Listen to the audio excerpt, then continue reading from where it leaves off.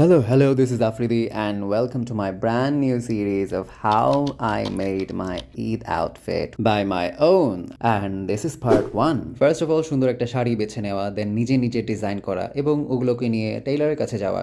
And Taylor সোজা আমাকে মানা করে দিল যে সরি ভাইয়া, এগুলো আমরা বানাইতে পারবো না, আপনি অনেক ঝামেলার কাছে দেখাইতেছেন, এসব আমরা করতে পারবো না, সরি। তার থেকেও বড় কথা, ওরা অনেক মজুরি চাইছে, যেটা 3,000, 3,500, 4,000 এরকম। And it's totally out of my budget. তাতে কি ভাই, আমি কি চুপ করে বসে থাকার মানুষ? জীবনে এগিয়ে যেতে হবে। এক্সের মতো টেইলারও যখন তোমাকে ধোকা দেয় এবং গাদ্দারি করে এবং নেগেটিভিটি ছড়ায়, তো এইসব টেইলারকে ইগনোর করাই better. It's better to make your dress by your own. চলো শুরু থেকে শুরু করি।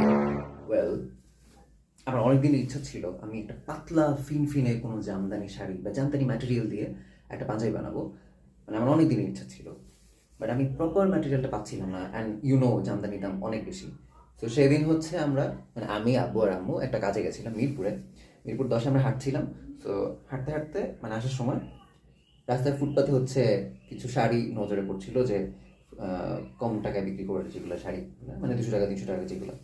সো আমি আমাকে বলতেছি যে এখান থেকে তাড়াতাড়ি পাচ্ছেন, কোনটা নেবেন নেন। হ্যাঁ, তো আম্মু তো কোনোভাবে ইন্টারেস্ট দেখাচ্ছে না, বলে যে এগুলো নিয়ে কী করবো, কয়েকদিন পরে ছিঁড়ে যাবে, কী লাভ এগুলো নিয়ে। বাট আমার হচ্ছে এই শাড়িটা খুব পছন্দ হয়ে গেছে for it's colour. I mean, look at this, how simple, how subtle, and মানে খুবই সোবার একটা নাইস, মানে হালকা একটা কালার, যেটা আমার পার্সোনালিটির সাথে, আমার রুচির সাথে পারফেক্টলি যায়। আই নো এটা প্রপার জামদানি না, জামদানির হয়তো বা ধারের কাছে যাইতে পারে, বাট স্টিল এটা একটু হলেও ভাইব দিচ্ছে। হিয়ার ইজ দ্য, মানে আঁচলের পার্টটুকু হচ্ছে এটা। তো পুরো শাড়িটা তো দেখাই দিলাম, এখন এটা নিয়ে কাজে লাগা যায়। ফার্স্ট অফ অল যেটা করতে হবে, যে সুন্দর ডিজাইন বানাইতে হবে। আই মিন, আমি প্রপার হোমওয়ার্ক ছাড়া কখনোই কোনো কাজে নামি না, এটা আমার একটা স্বভাব ধরতে গেলে। তো এখন আমি প্রপার ডিজাইন বানাবো, অ্যান্ড কোন ম্যাটেরিয়াল, মানে কীভাবে কী ইউজ করবো, এটা নিচে অবভিয়াসলি আমার ইউজ করতে হবে, ইনার ইউজ করতে হবে। এত পাতলা জিনিস আমি পরবো না, বডি দেখা যাবে। সো এটার সাথে সালোয়ার কী হবে, চলেন একসাথে বানাই।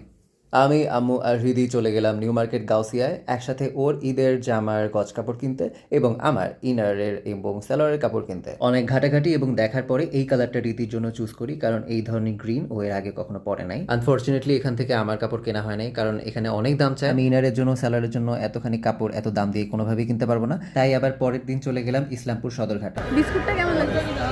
বিস্কুট কোথায়? Biscuit biscuit